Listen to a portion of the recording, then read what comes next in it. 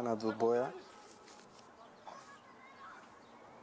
Ще видим сега решението на Валентин Доцев. Топка на първа града, добра намеса на Крумов, опасността не е преминала, ще се стигне ли до нов изстрел. Отправи го юношча, нов такъв и Септември успя да отбележи в тази ситуация. Топката в крайна сметка е минала гол линията. Най-бурен. Точно така. Добра.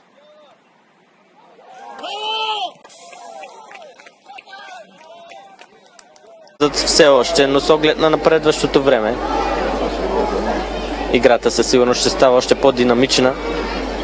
Сега грешка на активния тим, след първоначалните пък по-силни на сметката на ЦСКА София.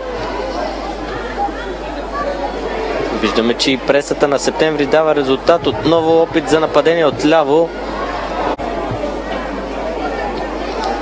Грешка в центъра на терена на армейците. Добре спечели доста терен пред себе си Димитров.